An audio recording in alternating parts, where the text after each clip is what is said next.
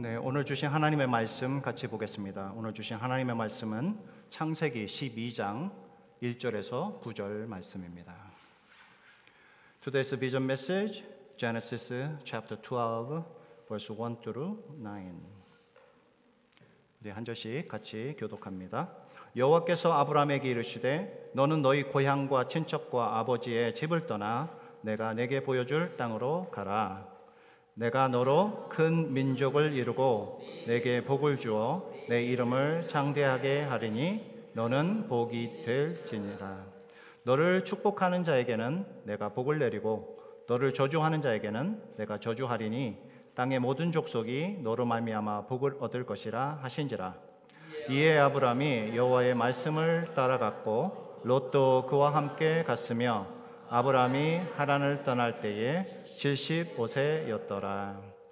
아브라함이 그의 아내 사레와 조카 롯과 하란에서 모은 모든 소유와 얻은 사람들을 이끌고 가나안 땅으로 가려고 떠나서 마침내 가나안 땅에 들어갔더라.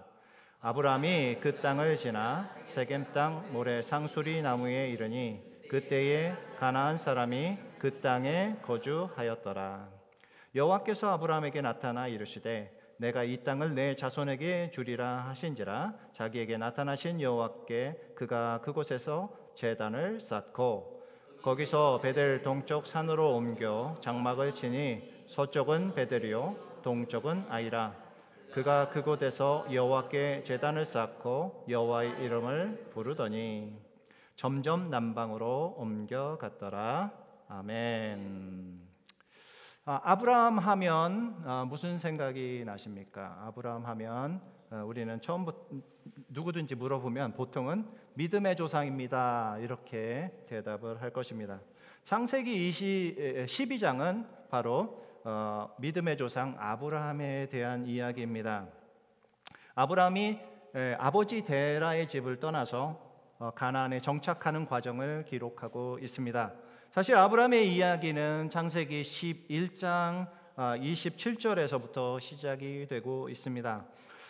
데라의 족복으로 나누어지는 그 모습인데요. 아버지와 함께 갈대아 우르를 떠납니다. 그리고 알 수 없는 이유 때문에 데라의 이 가족이 아브라함을 포함한 이 데라의 가족이 바로 하란에 정착합니다. 하란에서 얼마 동안 머물렀는지 알 수 없지만 75세가 된 이 아브라함에게 하나님이 이제 말씀하십니다. 창세기 12장 1절, 5절, 9절 이렇게 계속 말씀을 보시면 내게 보여줄 땅으로 가라고 하니까 5절에 보니까 마침내 가나안 땅에 들어갑니다. 그리고는 점점 남방으로 옮겨갔더라라고 이야기합니다. 사레와 결혼한 이 아브라함, 나이가 많았지만 새로운 땅, 미지의 땅, 가나안 땅으로 명령을 받고 세겜을 거쳐서 베델을 거쳐서 헤브론에 이르는 그 장면이 바로 이 12장에 있는 말씀입니다.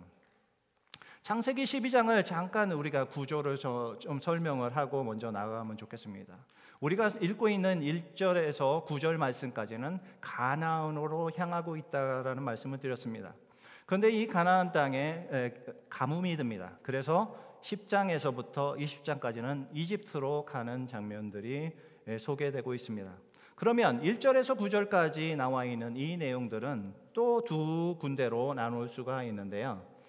1절에서 4절까지는 바로 하나님이 아브라함에게 약속의 땅 그리고 축복을 하면서 약속의 땅으로 가라고 이야기를 합니다. 그리고 그것에 순종을 해서 새로운 지시할 땅 가나안 땅으로 출발하는 장면이 나옵니다. 그리고는 5절에서 9절 말씀까지 보면 아브라함은 그곳에 제단을 쌓습니다. 세겜에 도착해서 제단을 쌓고요. 그리고 베델에 도착해서 제단을 쌓습니다. 예배의 삶으로 하나님께 드려졌던 모습을 보게 됩니다. 하나님은 이러한 아브라함에게 가나안의 후손들에게 가나안 땅을 후손들에게 주겠다고 하는 약속까지 허락해 주는 모습을 볼 수 있습니다. 그래서 창세기 12장의 말씀은 제가 한마디로 얘기한다면 하나님의 약속이다라고 표현을 해도 과언이 아닙니다. 창세기 11장에 보시면 11장부터 이 아브라함과 이게 등장한다고 그랬잖아요. 그런데 그 전에 창세기 11장에 보면 바벨탑 사건이 나옵니다. 그리고 나서 노아의 후손 중에 하나인 이 셈의 족보가 나타납니다. 셈의 족보가 몇 대 이렇게 나오는데 한 10대가 지나는 동안 아무런 이야기가 없습니다. 하나님이 누구하고 얘기했다 뭐 이런 이야기가 없습니다. 그런데 드디어 하나님이 말씀하시는 사건이 일어납니다. 이 아브라함을 포함한 이 데라의 가족에게 하나님이 자기가 누구인지는 아무 얘기 안 하고 가라라고 이야기합니다. 약속할 땅으로 가라라고 이야기하는데, 그때 하나님의 명령을 받고 이 아브라함과 이 데라 가족이 이제 떠나게 됩니다.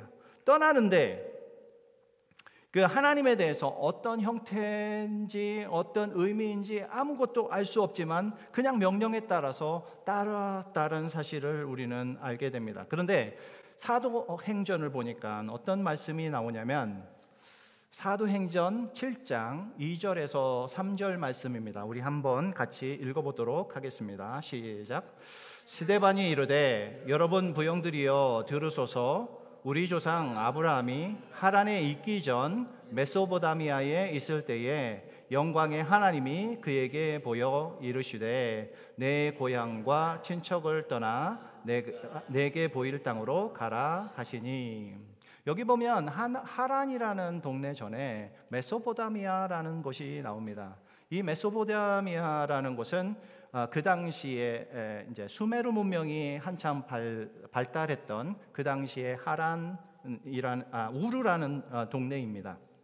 사도행전의 이 스데반 집사의 이 진술에 의하면 바로 갈대아 우르에서 처음 하나님을 만났다라는 사실을 우리는 기억하게 됩니다. 그리고 나서 하란에 도착한 그 정착해서 살고 있는 이 사람들에게 하나님이 다시 나타났다라는 그 사실을 우리는 보게 됩니다. 창세기 12장 1절에 보면 동일한 말씀을 합니다. 너의 고향과 친척과 아버지 집을 떠나 내가 보여줄 땅으로 가라라고 명령을 하시는 거죠. 앞선 말씀과 좀 비교를 하면 차이점이 하나 있습니다. 뭐죠? 바로 아버지 집이라는 게 같이 들어가 있습니다. 고향과 친척과 아버지 집을 떠나라라고 이야기합니다. 아마도 아버지인 이 데라에게 좀 문제가 있었지 않을까라는 생각을 합니다. 왜 그러냐면 유일신이었던 하나님을 믿고 따르고 그 명령을 따라서 가다가 정착한 곳이 하란인데, 하란에서 이 데라는 이방신을 섬겼다라고 우리는 알 수 있습니다. 여호수아서 24장 2절 말씀을 여러분들과 나눕니다. 24장 2절 말씀에 보면 제가 밑줄 친 부분만 여러분들이 좀 보시면 됩니다. 너희의 조상들 곧 아브라함의 아버지 나홀의 아버지, 그 자녀들 중에 나홀이 또 있었는데요. 데라가 강 저쪽에 거주하며 뭐라고요? 다른 신을 섬겼으나. 분명히 다른 이방신을 섬기게 되었다라는 사실을 우리는 성경 말씀을 통해서 알게 됩니다. 그런데 공교롭게도 여러분들 이 데라라는 이 뜻은 체류한다 또는 지체한다라는 뜻을 가지고 있습니다. 데라는 하나님의 명령을 따라서 가고 있었는데 어느 순간 이방신에 빠지고 그곳의 문화에 젖어들어서 그곳에서 지체했다라는 말씀을 지금 하고 있습니다. 그곳에서 체류하면서 지체되었다. 하나님의 명령이 이루어지기 전에 그곳에 멈춰 있었다라는 사실을 우리는 보게 됩니다. 당시 갈대아 우르 지역이 수메르 문명이 발달한 굉장히 상업적인 도시였다고 얘기하면 바로 이 하란이라는 동네도 굉장히 문명이 발달하고 상업이 발달했던 도시 중에 하나입니다. 그래서 도심 지역에서 도심 지역으로 옮겼을 때는 여러분들이 전혀 문제가 되지 않는 사실을 우리는 봅니다. 뿐만 아니라 우르 지역에 있었던 이방신이 뭐였냐면 달신이라는 것이 있습니다. 달신.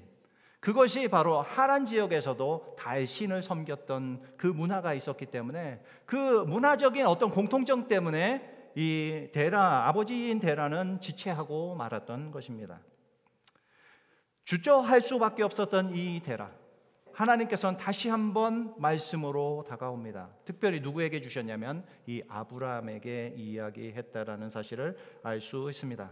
그래서 다시 창세기 12장 1절 말씀으로 다시 돌아가면 너희 고향과 친척과 아버지 집을 떠나, 여기서 아버지를 떠나라는 이유가 바로 그것 때문에 있다고 이야기할 수 있습니다. 변질되어 버린 그 신앙의 삶을 이 하나님께서는 알고 있었기 때문에 그것을 떠나라고 이야기한 것입니다. 약속하신 그 땅으로, 가나안 땅으로 가야지 되는데 지체하고 있는 이들에게 다시 한번 신앙의 회복을 요구하고 계시는 그 하나님의 메시지가 이곳에 있는 것입니다. 이때에 이제 이 아브라함은 믿음의 결단을 하게 됩니다. 그리고 나서 말씀 따라서 가게 됩니다. 그래서 12장 4절 말씀에 보면 이에 아브라함이 여호와의 말씀을 따라갔고, 말씀을 따라갔고 하나님께서 말씀하시자 그것에 대해서 믿고 순종하며 나아갔다는 사실을 보게 됩니다.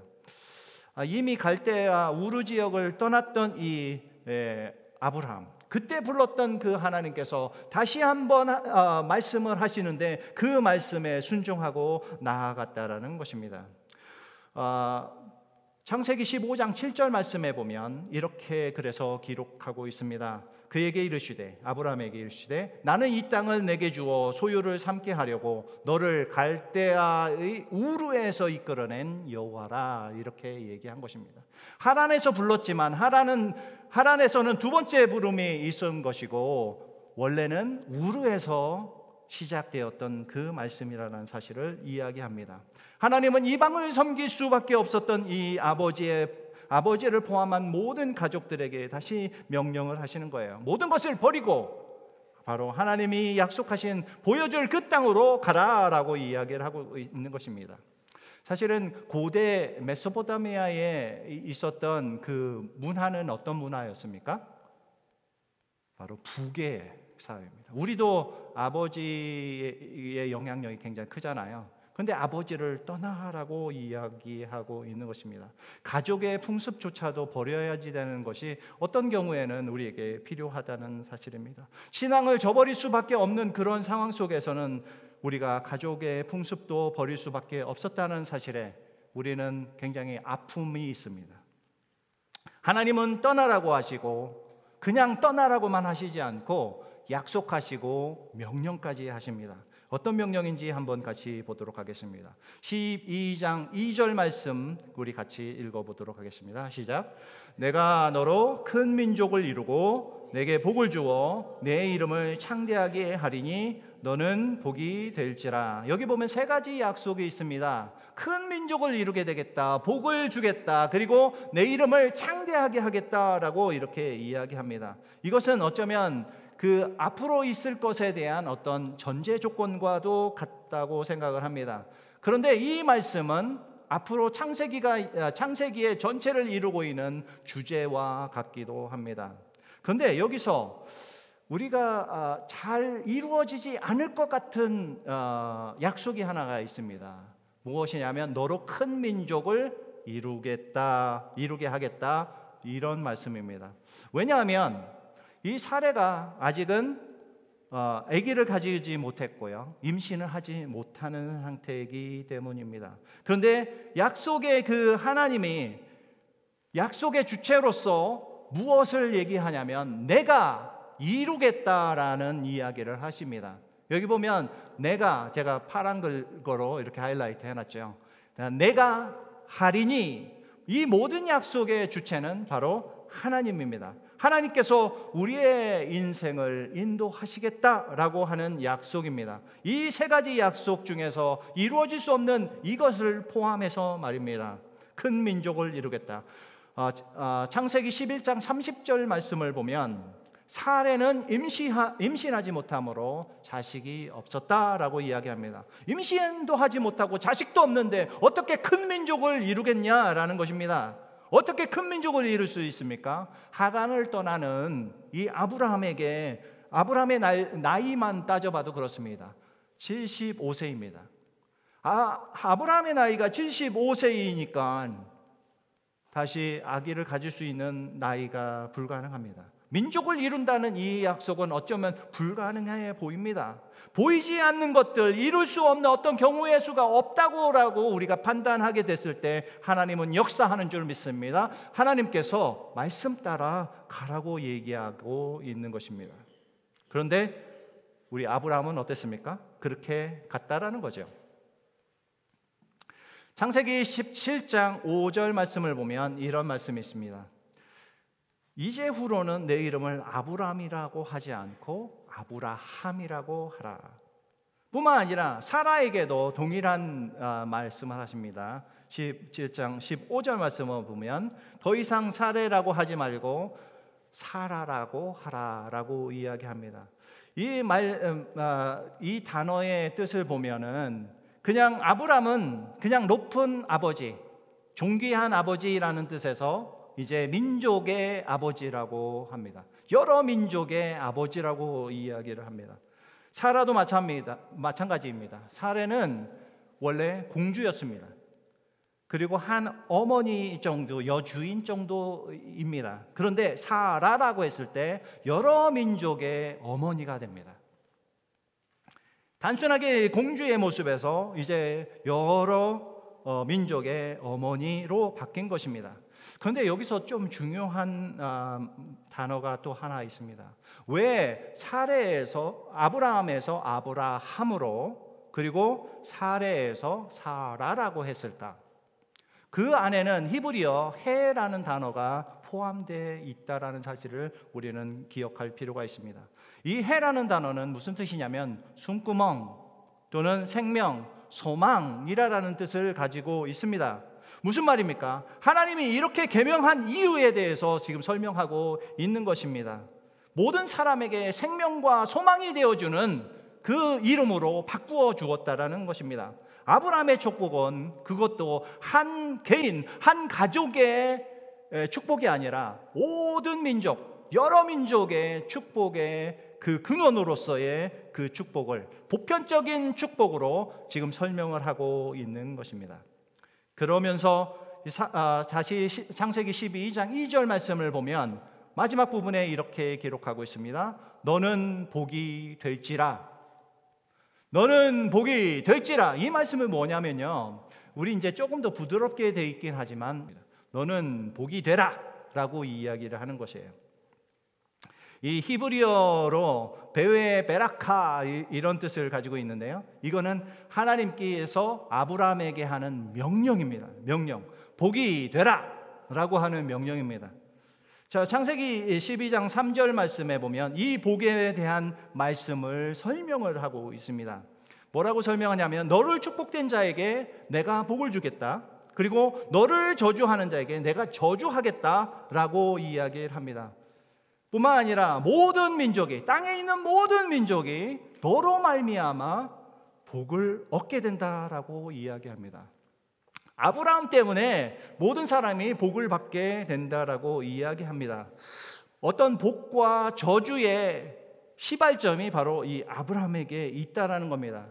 나에게 누군가가 당신이 이렇게 하면 이 사람들이 복을 받고 저렇게 하면 저런 저주를 받는다고 이야기를 한다고 하면 굉장히 부담이 있을 것 같습니다. 그죠? 나 때문에 저주를 받을 수도 있고 안 받을 수도 있고 복을 받을 수도 있고 안 받을 수도 있다라는 것입니다. 그러나 하나님께서는 이 반복적으로 복에 대한 이야기를 합니다. 어쩌면 복에 초점을 맞춘 것이지 저주의 축복, 저주의 포커스를 맞춘 것은 아닌 것 같습니다. 아브라함을 통해서 축복을 하고자 하는 약속과 명령이라고 저는 해석을 합니다. 그래서 창세기 22장 17절 18절 말씀을 보면 내가 내게 큰 복을 주고 내 씨가 크게 번성하여 그리고 내 씨가 그 대적의 성문을 차리하리라. 내 씨로 말미암아 천하 만민이 복을 받겠다라고 이야기를 합니다. 저는 이 뒤에 말씀을 같이 읽으면서 어떤 생각을 하냐면 이 아브라함이 그 자기 자신 지금 현대에 있는 어떤 축복을 얘기하는 것보다도 그 후대에 있게 되는 축복, 나중에 있게 될 그 축복에 대해서 하나님께서는 계속 얘기하고 있는 것이 아닌가라는 생각을 합니다. 아브라함의 씨를 통해서 있게 될 모든 인류의 축복이 무엇입니까?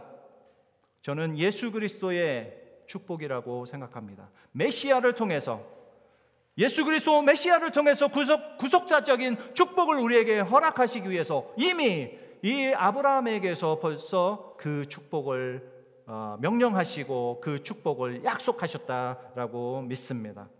이제 우리는 창세기 12장 4절과 5절 말씀을 보게 됩니다. 무엇입니까? 아브라함이 여호와의 말씀을 따라갔다, 말씀대로 순종했다라는 이야기를 우리는 보게 됩니다. 아브라함이 데라의 아들로서 그냥 멈춰서는 것이 아니라 새로운 민족의 조상으로서, 믿음의 조상으로서 새 출발을 하게 되는 그 순간이다라고 이야기합니다. 그 순간이 무엇 때문에, 무엇에서부터 시작됐을까요?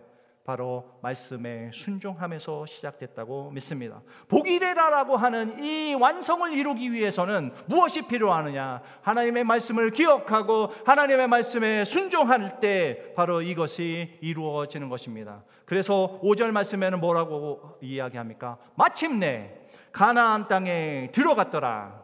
모든 자기의 가족들을 이끌고 마침내 가나안 땅에 들어갔다. 말씀의 완성을 이루기 위한 첫 출발을 지금 시작했다라는 것입니다.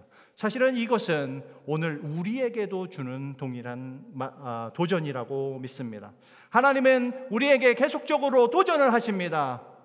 복이 되라 라고 이야기합니다. 그 말은 뭡니까? 당신을 통해서 모든 구원받는 사람들이 이루어질 거라는 것입니다. 그것을 위해서 우리가 처음에 해야 될 것이 무엇입니까? 바로 우리의 말씀에 따라 믿고 순종하는 우리의 모습이 되어야 합니다. 하나님은 약속의 말씀을 믿고 따라가는 이 아브라함에게 이제 복이 되라라고 명령하십니다. 이 말은 우리가 생각하면 바로 부르심과 소명, 사명이라고 이야기할 수 있습니다. 우리가 잘났기 때문이 아닙니다. 아브라함이 이 당시에 믿음이 컸을까요? 아니요. 그냥 아빠가 멈추라고 하니까 그냥 그곳에 멈춰 있었습니다. 나중에 보면 하나님께서 무슨 말씀을 하시는데 웃기까지 합니다. 하나님의 전적인 은혜가 아니면 아브라함도 우리와 같이 늘 실패하고 의심하고 믿음의 길을 걸어갈 수 없었습니다.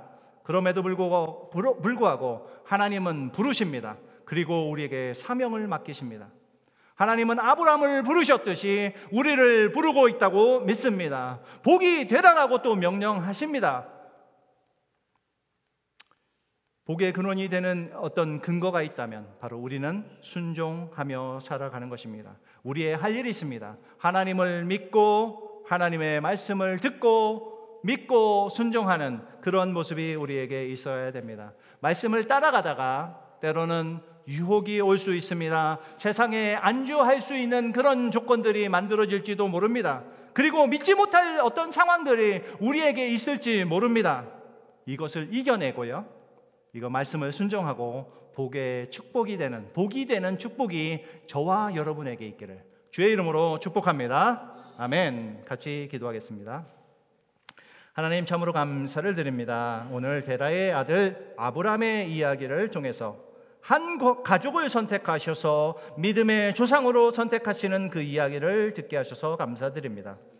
하나님의 부르심 앞에서 믿음과 순종의 길을 쫓았던 이 아브라함의 신앙을 본받게 하여 주시옵소서. 그리고 우리가 바라보는 세상이 아닌 약속의 말씀과 순종을 갖고 삶의 여정을 떠나길 간절히 소원합니다. 앞으로 우리의 삶이 축복이 되며 우리들의 가족들, 우리의 이웃들, 우리가 속한 공동체에게 정말 생명과 소망이 되는 삶을 살아낼 수 있도록 축복하여 주시옵소서. 감사드리며 예수님의 이름으로 기도드립니다. 아멘.